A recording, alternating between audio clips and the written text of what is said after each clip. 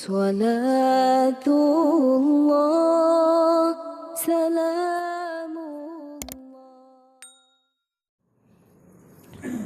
Assalamualaikum warahmatullahi wabarakatuh. Alhamdulillah wassalatu wassalamu ala rasulillah wa ala alihi wa sahbihi wa mawalah wa la hawla wa la quwata illa billahi wa ba'du. Alhamdulillah, di malam ini kembali kita bisa duduk untuk bertalabul ilmi, dan kita masih melanjutkan kajian kita membahas tafsir singkat dari surah-surah pendek dalam juz amma. Dan malam ini kita akan membahas surah At-Tin. Di dalam Al-Quranul Karim, Allah subhanahu wa ta'ala berfirman, Wat-tini waz-zaitun wa turi sinina wa hadzal baladil amin laqad khalaqnal insana fi ahsani taqwim thumma radadnahu asfala safilin illa alladhina amanu wa amilus solihat falahum ajrun ghairu mamnun. Fama yukadzibuka ba'du biddin alaysallahu bi ahkamil hakimin. Allah subhanahu wa ta'ala berfirman, Wat-tini waz-zaitun, demi buah tin dan demi buah zaitun. Terjadi silang pendapat di antara ulama ketika Allah subhanahu wa ta'ala bersumpah dengan buah tin dan zaitun. Apa maksudnya? Apakah yang dimaksud Allah bersumpah dengan buah tin itu sendiri? Ataukah yang dimaksud adalah tempat tumbuhnya buah tin dan zaitun? Ataukah yang dimaksud bersumpah kepada Rabb yang menciptakan tin dan zaitun? Jadi ada 3 penafsiran ulama di sini. Bagi yang berpendapat bahwa ketika Allah bersumpah wat-tini waz-zaitun, maksudnya buah tin itu sendiri dan buah zaitun, berarti tidak ada ibrah soal tempat, yang jelas tumbuh dimanapun tin dan zaitun itu ada sesuatu yang sangat mulia. Karena tidak mungkin Allah bersumpah dengan makhluknya kecuali makhluk itu ada keistimewaannya. Entah tin yang tumbuh di Arab atau tin yang tumbuh di negeri kita, entah zaitun yang tumbuh di Arab atau tin yang tumbuh di negeri kita atau di negeri-negeri yang lainnya. Dari sini kita ketahui ketika Allah subhanahu wa ta'ala bersumpah dengan buah tin dan zaitun, berarti membuka ilmu kesehatan, bahwa dalam buah tin dan zaitun itu terdapat kesehatan yang luar biasa. Makanya Nabi SAW pernah dihantarkan kepadanya buah tin. Maka Rasul memakan buah tin, kemudian membagi-bagi buah tin kepada para sahabatnya dan ikut memakannya. Kemudian Rasul mengatakan buah tin itu serupa dengan buah yang ada di sorga. Kenapa Rasul mengatakan serupa dengan buah yang ada di sorga? Karena buah-buah yang ada di sorga itu, ikhwan, semua tidak akan terbuang dan semua termakan. Kalau buah-buah di dunia ini terkadang dibuang kulitnya, dimakan isinya. Seperti durian, kita kan makan duriannya saja, cangkangnya kita buang. Kalau kita makan dengan cangkangnya bahaya, kan gitu ya. Atau buah kedondong, yang kita makan ya dagingnya, kemudian bijinya ya kita buang, kan gitu. Kalau kita makan dengan bijinya juga bahaya, nyangkut di leher. Tetapi buah di sorga itu semua dimakan, mau bijinya, mau dagingnya, mau kulitnya, tidak tersisa. Lah buah tin itu seperti itu, dimakan semuanya. Dan buah tin ini dari segi kesehatan luar biasa. Antum tinggal klik aja di Google ya tentang faedah buah tin, nanti keluar semua itu. Mbah Google itu ngasih tahu ya, tidak perlu saya jelaskan. Begitu juga zaitun, apalagi buah zaitun kan buah mubarak, pohonnya itu diberkahi oleh Allah Subhanahu wa ta'ala. Makanya minyak zaitun itu macam-macam kan itu manfaatnya. Bisa jadi minyak urut ya, bisa jadi herbal, bisa jadi obat-obatan, macam-macam fungsi daripada minyak zaitun itu. Jadi kalau yang dikehendaki wattini wazzaitun, maksudnya adalah bicara tentang dunia perobatan, berarti Allah bersumpah dengan buah itu sendiri. Berarti sumpah setelahnya juga bicara soal perobatan. Wattini wazzaitun artinya buah tin dan zaitun. Kemudian waturi sinin artinya Tur Sinah, itu bukit yang ada di Mesir, berarti bicara soal madu. Dan madu terbaik itu adalah madu jabali, madu yang hidup di gua-gua atau diambil di gua-gua, di bukit-bukit, di gunung-gunung, itu madu terbaik dunia. Baru setelah itu madu syajari, madu yang ada di pohon-pohon, di hutan-hutan. Baru yang ketiga namanya madu yang keluar dari lebah peliharaan. Itu sudah yang paling rendah lah kualitasnya. Jadi kualitas tertinggi itu madu jabali, madu yang ada di lereng-lereng bukit, di gua-gua, di gunung-gunung, di batu-batu gitu ya. Dan yang kedua madu yang ada di pohon. Baru kemudian madu peliharaan. Kemudian wahadzal baladil amin berarti mengacu kepada air Zam-Zam. Karena baladil amin itu ada di Mekah dan Mekah terkenal Zam-Zamnya. Bayangkan buah tin itu dimakan, minyak zaitun dioles, madu diminum, Zam-Zam bisa digunakan untuk mandi. Berarti kalau kita kumpulkan 4 jenis perobatan ini, penyakit mana yang bisa mendekat coba? Ada yang dimakan, ada yang diminum, ada yang dioles, ada yang digunakan mandi. Habislah penyakit kita ini rontok. Ini penafsiran yang pertama. Penafsiran yang kedua, wattini wazzaitun wa turi sinina wa hadzal baladil amin, demi buah tin dan zaitun, demi gunung Sinai dan demi negeri Mekah yang aman ini. Maksudnya kata ulama tafsir, ini menjelaskan soal tempat. Tempat tumbuhnya tin, tempat tumbuhnya zaitun, tempat bukit Sinai dan tempat negeri yang aman. Berarti ketika kita bicara soal tempat, berarti tempat itu ada kemuliaan di hadapan Allah. Kenapa hanya tempat ini saja? Dan di mana tempat ini? Pertama, wattini, tempat tumbuhnya tin. Artinya tempat tumbuhnya tin di mana? Di Irak. Jadi Allah menyebut negeri Irak pertama kali. Kenapa? Karena disinilah risalah Allah pertama kali turun di Irak.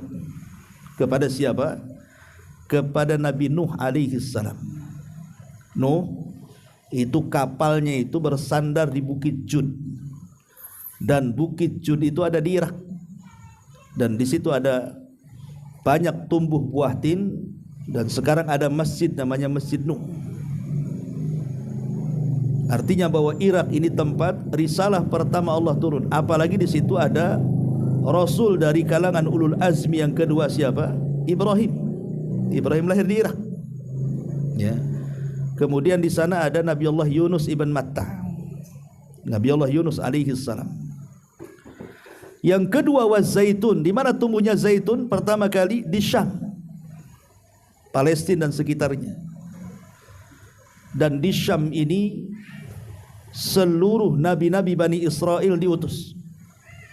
Dan di situ ada nabi dan rasul ulul azmi, Isa ibnu Maryam, diutus di Baitul Laham dekat dengan Baitul Maqdis Palestina.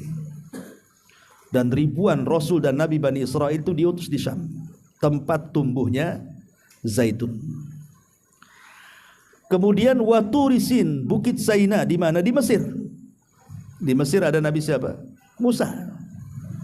Di Mesir ada Nabi Musa alaihi salatu wassalam. Dan Nabi Ibrahim pun pernah hijrah juga ke Mesir. Kemudian yang terakhir wahadal baladil amin, maksudnya negeri Arab, negeri Mekah.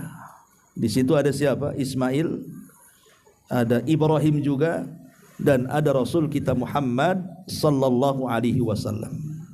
Berarti hanya 4 negara inilah yang diutus padanya Nabi dan Rasul. Irak, Syam, Mesir, dan negeri Arab. Ini penafsiran yang kedua.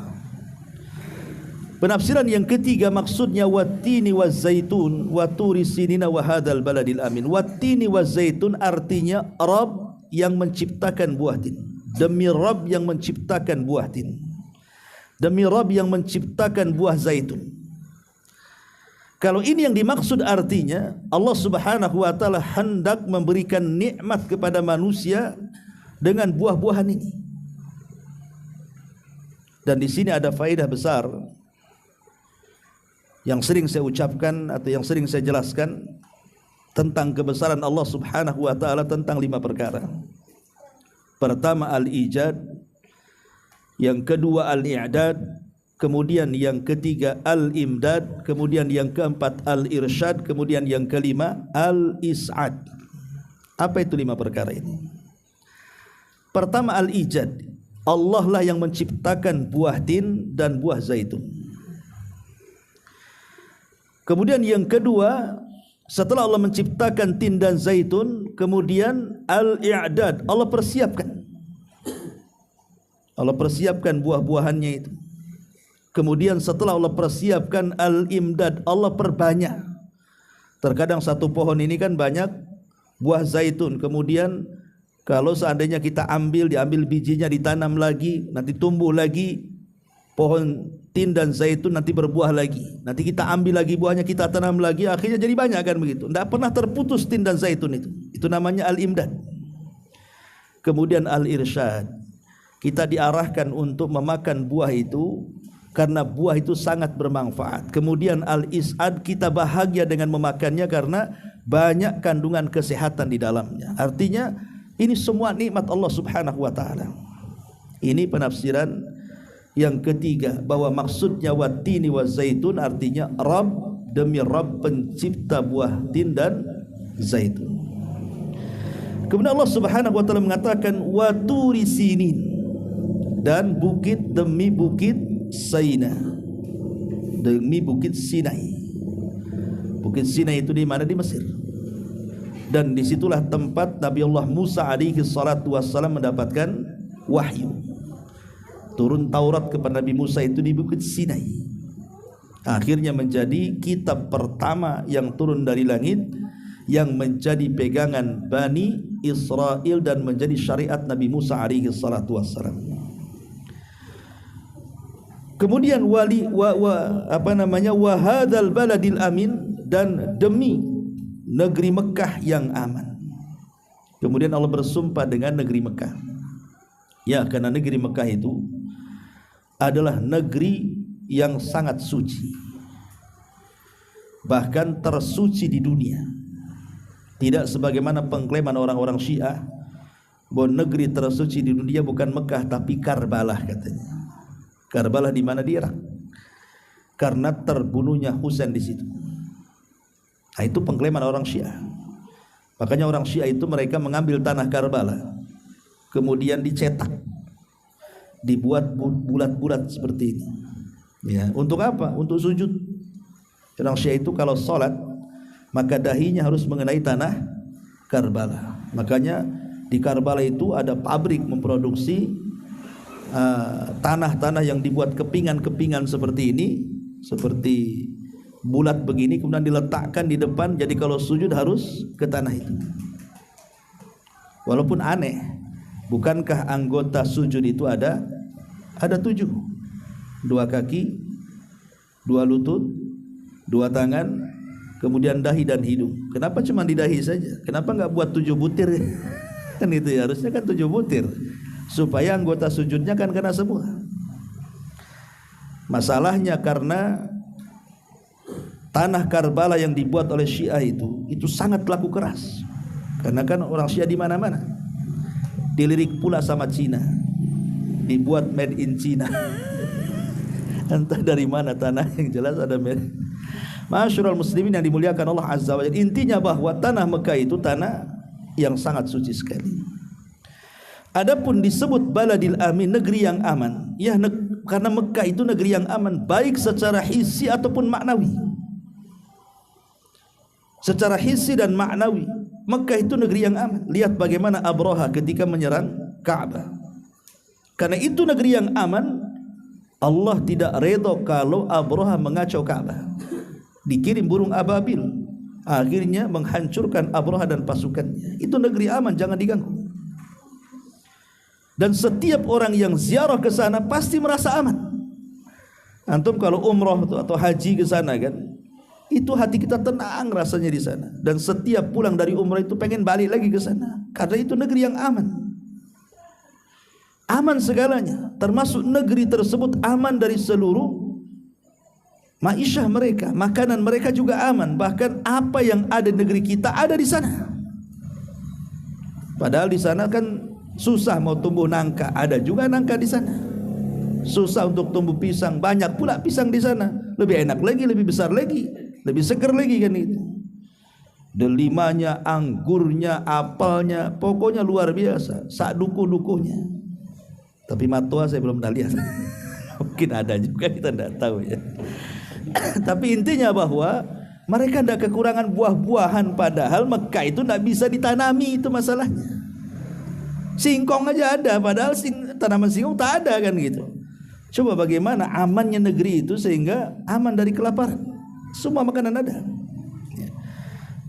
Masyarul muslimin yang dimuliakan Allah Azza wa Jalla. Lah di sini Allah Subhanahu wa taala bersumpah dengan 4 perkara sini. Untuk apa? Maka Allah katakan, laqad khalaqnal insana fi ahsani taqwim. Sungguh kami telah menciptakan manusia itu dalam bentuk yang sebaik-baiknya. Ada 2 penafsiran para ulama apa yang dimaksud laqad khalaqnal insana fi ahsani taqwim ini. Dan sungguh kami ciptakan manusia sebaik-baik bentuk. Apa maksudnya sebaik-baik bentuk di sini? Artinya sebaik-baik bentuk itu dari segi keseimbangan. Manusia itu hanya diberikan 2 kaki oleh Allah, tapi bisa seimbang, bisa tegap badannya. Dan tidak ada setegap binatang ketika berjalan, ketika berlari, ketika berdiri. Sebutkan makhluk setegap setegap manusia. Kita lihat binatang, tidak ada yang tegap. Walaupun mereka punya kaki 2 seperti manusia. Coba binatang, mana ada yang tegap? Cacing. Cacing berjalan dengan perutnya. Kalau cacing berdiri, cemana dia jalannya? Cacing berdiri, ya loncat-loncat lah kayak apa tuh. Tapi kan gak ada cacing loncat-loncat. Cacing ya jalan dengan perutnya, tidak ada yang berdiri tegak. Apalagi kayak kucing ini kakinya 4, ya gimana mau tegak?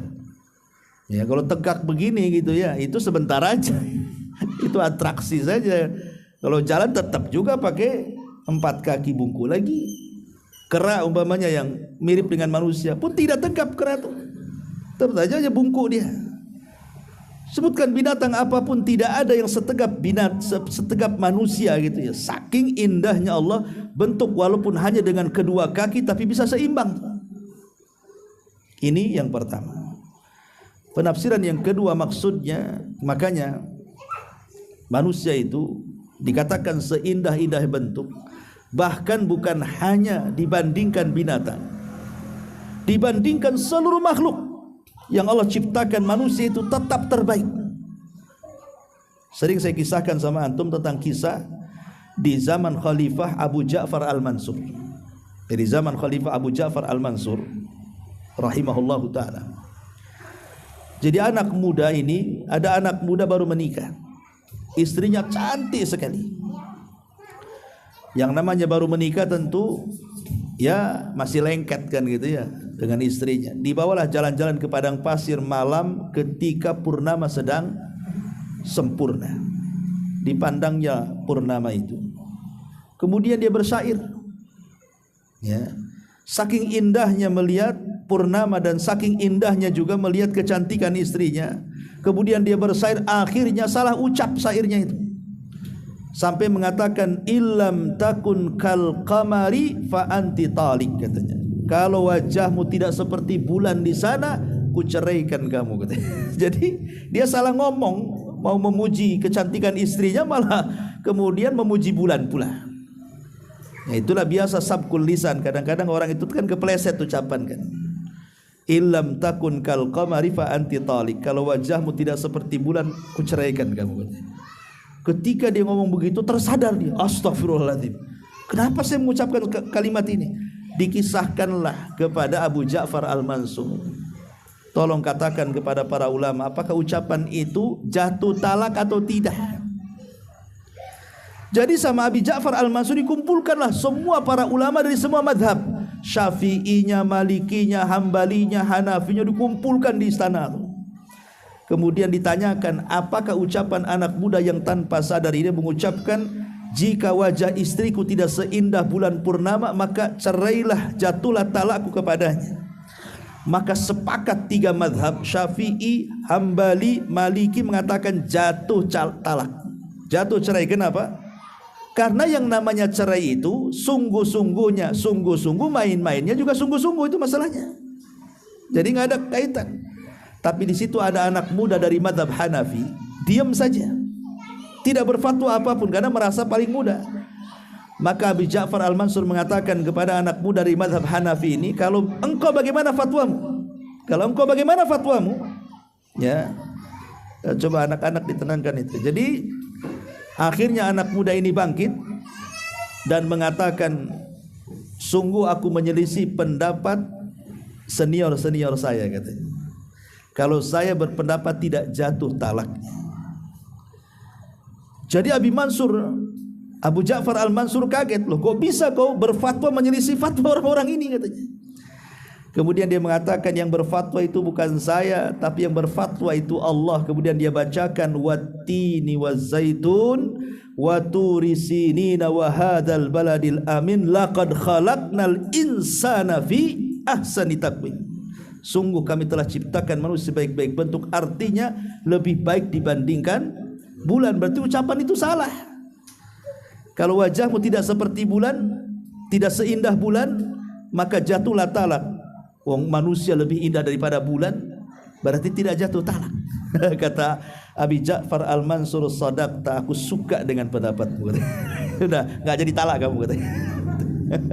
Jadi di sini menunjukkan bahwa itulah penafsiran yang pertama, maksudnya fi ahsani taqwim di sini sebaik-baik bentuk, maksudnya manusia itu bisa sempurna dalam berjalan, seimbang dalam berjalan, tegap dalam berjalan dengan kedua kaki. Penafsiran yang kedua fi ahsani taqwim, taqwim di sini artinya fitrah. Jadi manusia itu tercipta di atas fitrah. Sebagaimana Nabi SAW mengatakan, kullu maulud yuladu alal fitrah. Manusia itu dilahirkan terlahir fitrah. Fa abawahu yuhawidanihi au yunassiranihi au yumajjisani. Bapaknya yang menjadikan Yahudi, Nasrani dan Majusi. Arti fitrah di sini Islam. Jadi manusia itu diciptakan dalam kondisi Islam. Ya. Ini penafsiran yang kedua. Kemudian Allah mengatakan, summa radadnahu asfala safilin. Kemudian kami kembalikan manusia ini ke tempat yang paling rendah. Ketika Allah Subhanahu wa ta'ala menciptakan makhluk, Allah ciptakan tiga makhluk. Pertama, makhluk yang berakal tanpa syahwat. Yang kedua, makhluk yang bersyahwat tanpa akal. Yang ketiga, makhluk yang terdiri dari syahwat dan akal. Adapun makhluk yang berakal tanpa syahwat, malaikat. Mereka hanya berakal, tidak bersyahwat, makanya tidak bermaksiat. Malaikat itu ibadah, ibadah, ibadah. Wa yaf'aluna ma yu'marun. Apapun yang diperintahkan Allah mereka kerjakan. Yang kedua, ada makhluk yang bersyahwat tidak berakal. Itulah binatang. Taunya makan, minum, berak, kencing, kawin, tidur,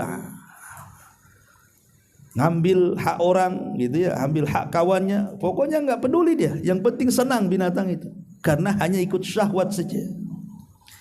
Lah ada makhluk itu yang terangkai antara akal dan syahwat. Lah itulah kita manusia. Berarti manusia ini kalau mengikuti syahwatnya berarti seperti binatang.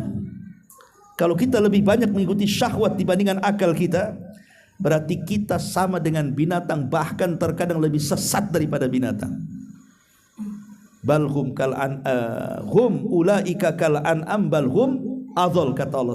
Mereka seperti binatang ternak, bahkan lebih sesat daripada binatang ternak.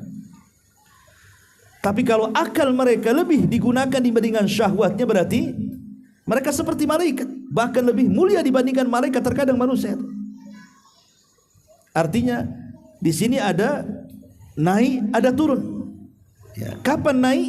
Ketika kita menggunakan akal kita, kemudian kita berusaha untuk menekan syahwat kita, maka kita akan dimuliakan oleh Allah Azza wa Jalla, karena kita seperti malaikat. Tapi kalau kita kemudian mengikuti syahwat kita, hawa nafsu kita, dan akal kita diletakkan, maka inilah Allah Subhanahu wa ta'ala katakan, "Tsumma radadnahu asfala safilin." Kemudian kami kembalikan dia ke tempat yang paling rendah, seperti binatang, bahkan lebih rendah daripada binatang, naudzubillah. Tapi apakah semua manusia seperti itu? Tidak. Allah kecualikan illalladzina amanu. Yang tidak mungkin dikembalikan ke tempat yang rendah itu adalah pertama orang-orang yang beriman, yang kedua wa amilus shalihat, dan orang-orang yang beramal saleh. Maka mereka tidak akan direndahkan oleh Allah Azza wa Jalla. Illal ladzina amanu wa amilus salihati falahum ajrun ghairu mamnun. Kecuali orang-orang yang beriman dan yang mengerjakan kebaikan, maka mereka akan mendapatkan pahala yang tidak akan terputus. Bagaimana caranya? Begini ikhwan, kalau semasa kecil, semasa muda kita ini, kita rajin sholat, rajin puasa, rajin sedekah, ya, rajin ibadah lah pokoknya.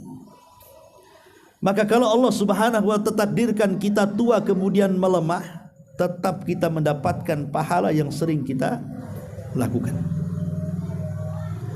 Atau kalau Allah takdirkan kita sakit, yang ketika sehat kita suka sholat, kita suka puasa, kita sudah suka sedekah, silaturahim, dan ibadah-ibadah yang lain, Allah takdirkan kita sakit. Dengan sakit itu akhirnya kita tidak bisa sholat malam lagi, dengan sakit itu tidak pada puasa lagi, tidak bisa silaturahim lagi. Tetap kita dapat pahala dari ibadah yang kita sering kerjakan, walaupun ketika sakit tidak kita kerjakan karena sakit, ya. Atau ketika safar, ketika mukim kita ini rajin ibadah, ketika safar tidak bisa ibadah karena namanya safar qit'atun minal adab, tetap dia diberikan pahala ketika dia mukim. Itulah makna ghairu mamnun, ya. Bahkan kalaupun kita mati, orang-orang yang beriman dan beramal saleh itu amalan mereka tidak mungkin terputus.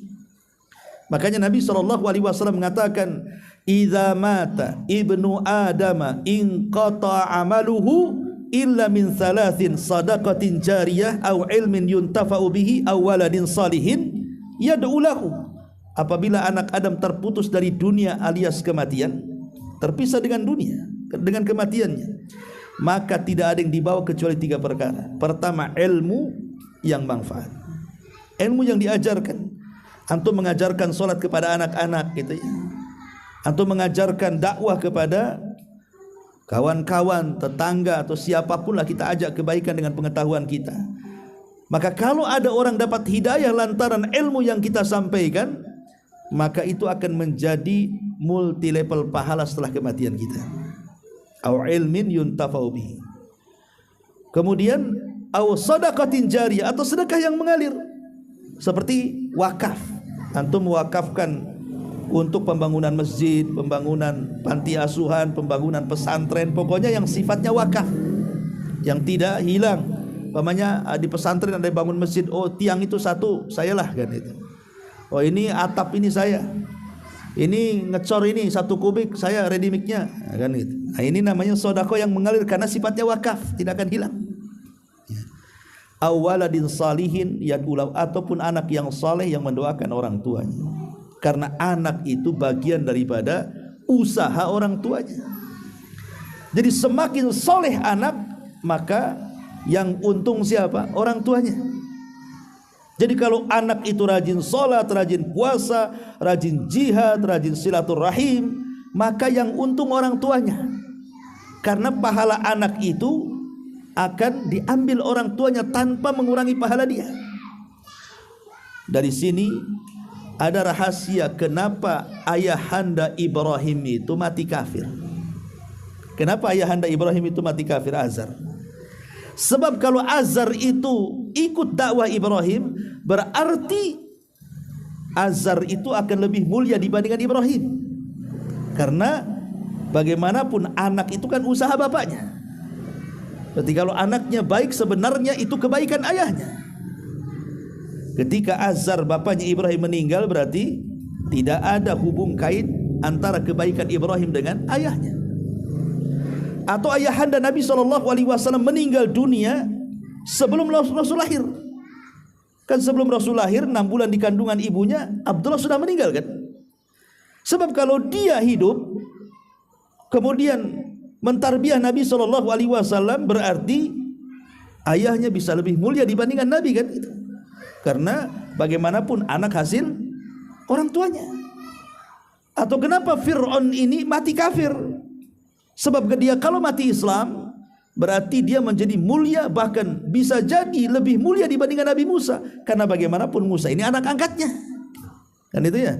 Jadi intinya bahwa kebaikan anak itu kembali kepada orang tuanya. Maka sebisa mungkin kita itu mendidik anak kita supaya menjadi anak yang soleh dan soleha, yang mendoakan setelah kematian kita. Awaladin salihin yad'ulahu.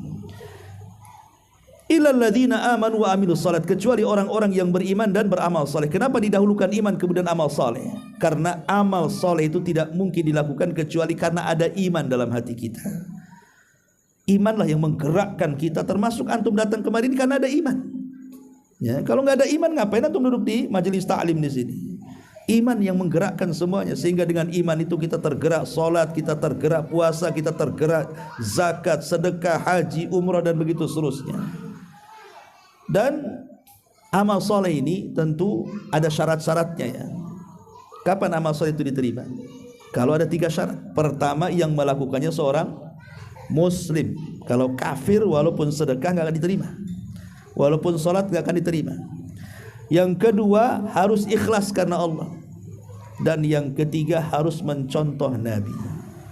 Kalau dia seorang Muslim sudah ikhlas tapi tidak mencontoh Nabi, amalnya tertolak. Man amila amalan laisa alaihi amruna fahuwa. Siapapun yang beramal dan amalan itu tidak ada contohnya, tertolak dalam hadis Nabi. Ya. Kemudian Allah Subhanahu wa taala mengatakan, fama yukadzibuka ba'du biddin. Maka apa yang menyebabkan mereka orang kafir itu mendustakan kamu wahai Muhammad tentang hari pembalasan setelah adanya keterangan-keterangan itu. Kalimat ad-din memiliki 2 makna. Pertama amal, yang kedua jaza alal amal. Jadi kalimat ad-din, maka apakah yang menyebabkan mereka mendustakan ad-din di sini? Jadi din ini memiliki 2 makna. Pertama al-amalu, beramal atau amalan ya. Yang kedua al-jaza alal amal, balasan atas amal. Berarti kalau seandainya yang dimaksud ad-din di sini al-amal, berarti cerita dunia. Karena hanya di dunialah kita masih boleh beramal. Tapi kalau yang diartikan jaza alal amal, balasan kepada amal, berarti maksudnya di akhirat. Ya. Maka siapa yang mendustakan amal di dunia, maka dia telah mendustakan al-jaza, balasan amal di akhirat. Dan orang kafir mendustakan dua-duanya. Mereka menganggap sholat tidak wajib, mereka menganggap puasa tidak wajib, zakat tidak wajib. Mereka mengolok-olok ini asatirul awal, ini hanya dongeng-dongeng Muhammad saja kata. Akhirat pun mereka ingkari, mana ada hari kebangkitan. Orang kalau sudah jadi tulang belang nggak mungkinlah dibangkitkan katanya. Fama yukadzibuka ba'du biddin. Maka apa yang mereka menyebabkan mendustakan perkara-perkara ad-din di sini? Maka Allah tutup ayatnya, alaihissallahu bi ahkamil hakimin. Bukankah Allah adalah hakim yang paling adil? Allah itu kalau memutuskan sesuatu pasti ada hikmah di dalamnya. Seperti umpamanya ada orang yang minta kaya, kok nggak dikaya-kayakan gitu ya? Boleh jadi ada hikmah di dalamnya. mungkin dia belum siap dengan iman kalau seandainya diberikan kekayaan. Bisa saja ketika dia miskin dia rajin ngaji, setelah kaya pula ngobrak-ngabrik pengajian. Itu ya. Lagi miskin sholat gitu, udah kaya ndak sholat. Jadi kenapa ada orang itu yang dimiskinkan? Sebab kalau kaya jadi melampau. Kalla innal insana la yatghu an ra'ahus tagna. Terkadang manusia itu mudah melampaui batas ketika dunia dibentangkan kepadanya kan. Maka sengaja dimiskinkan saja biar tetap datang ke pengajian, gitu maksudnya. Ya. Atau ada orang kaya kok nggak miskin-miskin orang itu ya, kok kaya aja. Sementara saya kok miskin terus. Ya. Kok nggak kaya-kaya, si Anu tuh kaya terus, buka usaha sih bentang-bentang tikar, saya ini gulung-gulung tikar aja kerjanya. Ya. Maka boleh jadi ada orang kaya Allah tetapkan kekayaannya dan tidak dimiskinkan, sebab kalau miskin mungkin dia lebih kufur lagi nanti, bisa aja bunuh diri akhirnya. Ya. Ada orang sakit kok nggak sehat-sehat, sebab kalau dia disehatkan akhirnya maksiat lagi, sengaja disakitkan lama-lama tuh. Akhirnya banyak zikir dia. Semua ada hikmahnya ikhwan. Tidak ada Allah itu melakukan sesuatu tidak ada hikmahnya. Semua ada hikmah di dalamnya dan ada kebaikan di dalamnya. Alaihissallahu bi ahkamil hakimin. Wallahu alam. Ini antara tafsir singkat surah Atin, mudah-mudahan bermanfaat. Tapi kalau ada yang bertanya silakan. Kita bukan tanya jawab.